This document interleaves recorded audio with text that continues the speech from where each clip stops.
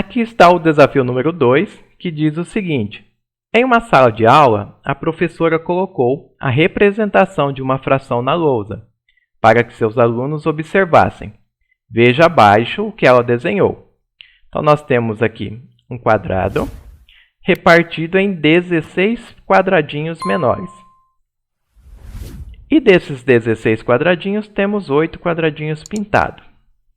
Aí vem um texto aqui escrito o seguinte. Observe as conclusões que 3 de seus alunos chegaram, deixa eu enquadrar aqui, ao tentar representar a parte colorida da figura desenhada pela professora. Quais são as frações que cada criança pode ter pensado para representar a parte colorida visualizada? Elas são equivalentes? Então, temos duas perguntas, né? Primeiro, temos que saber quais frações cada criança está pensando e se essas frações são equivalentes. Então, vamos ver. Sara diz assim. A professora fez uma fração com o denominador 16. Observar a figura, realmente temos 16 quadradinhos que representam o todo. Então, o denominador de uma fração pode ser 16. Débora. Eu vejo metade da figura pintada. Também tem razão, temos aqui metade da figura pintada. E Davi, eu pensei em uma fração com denominador 4. Esse denominador 4 é o mais difícil da gente perceber de início.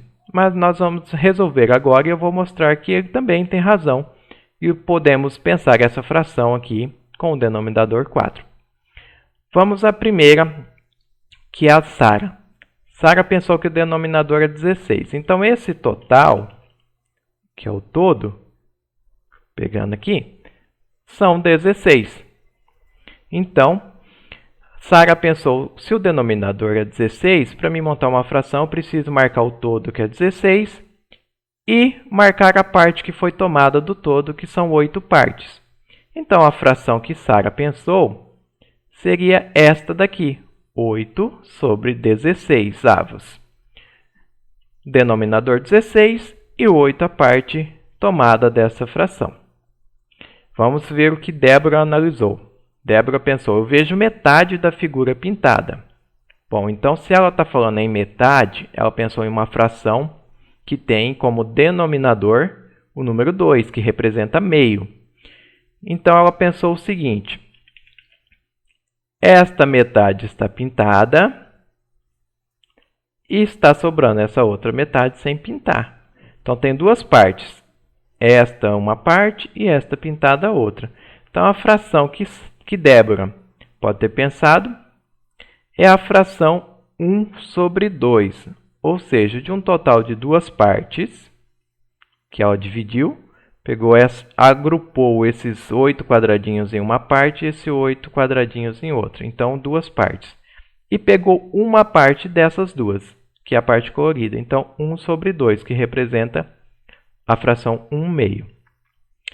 E Davi, eu pensei em uma fração com denominador 4. Então, vamos ver o que seria isso. Vamos pegar uma cor para diferenciar. Ele pensou em denominador 4. Então, a possível divisão que ele fez foi o seguinte. Ele pensou que cada parte dessas daqui é representada por uma linha. Aqui uma, aqui duas, aqui 3 e aqui 4. Então, cada linha representa uma parte. Contando todas as linhas, temos 1, 2, 3, 4 linhas. Então, realmente, o denominador que representa o todo seria o 4. E quantas linhas foram pegadas desse total de 4 linhas? Foram pegas aqui em cima na parte colorida, foram pegas 2 linhas. Então, a fração que Davi pensou foi 2 sobre 4, 2 quartos. Ou seja, duas partes, 2 linhas coloridas e 4 linhas de um total. Sendo que o número 2, que é o numerador, representa a parte colorida dessa fração. Deixa eu apagar aqui para a gente voltar à figura. Então, observando a figura, nós percebemos que os 3 conseguiram observar frações diferentes mas que também são equivalentes. Portanto, responde a segunda pergunta, se elas são equivalentes. E a resposta é, são frações equivalentes, pois possuem o mesmo valor. Qual seria esse valor? Daria meio. Se nós realizarmos a divisão dessas frações aqui, chegamos ao resultado meio.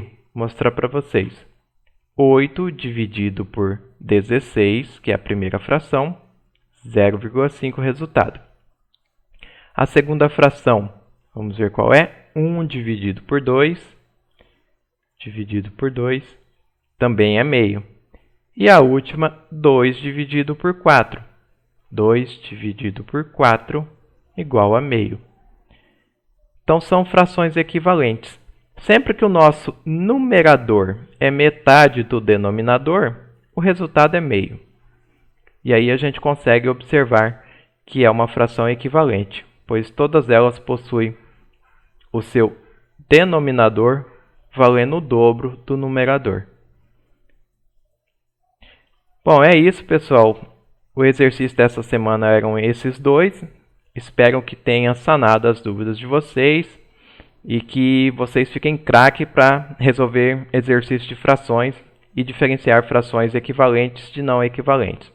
Obrigado pela atenção e até uma próxima vez com um novo desafio aqui no nosso canal.